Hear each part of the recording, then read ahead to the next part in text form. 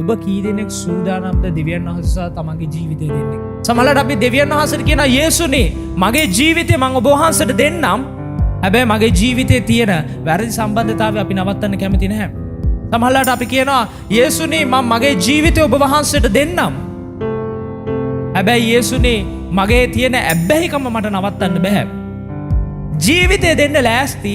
හැබැයි ඔබේ ෆෝන් එක ඕෆ් කරන්න කිසි කෙනෙක් ලෑස්ති නැහැ. ජීවිතය දෙන්න ලෑස්ති. සමහරවිට එක පැයක් අන්තිමට යාඥා කරපු දවසක් මිනිසයන්ට මතක නැහැ. ජීවිතය දෙන්න ලෑස්ති. දෙවියන් වහන්සේගේ වචනය අවසානයේ බලපු දවසක් මතක නැහැ.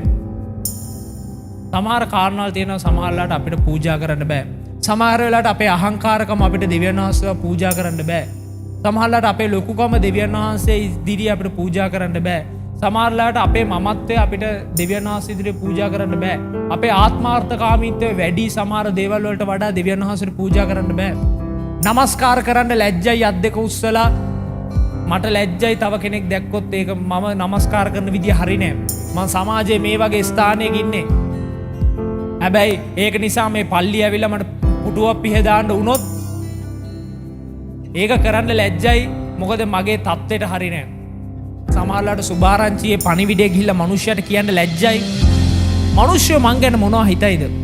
අපිට පළවෙනි යොහන් පොතේ 3 වෙනි පරිච්ඡේදයේ 18 වෙනි පදේ කියනවා වචනයෙන්වත් දිවෙන්වත් නෙමෙයි මට ප්‍රේම කරන්න ඕනේ ඔයාලගේ ක්‍රියාවෙන්. දෙවියන් වහන්සේ පැහැදිලිව කියන වචනෙන් මට ඔයාලගේ ප්‍රේම එපා. ඔයාලගේ දිවෙන් කියන වචන වලින් මට ඔයාලගේ ප්‍රේම එපා. මට ඔයාලගේ ප්‍රේමය ඕනේ. ඔයාලගේ ප්‍රේම කරන ක්‍රියාවෙන් තමයි මට ඔයාලගේ ප්‍රේමය ඕනේ.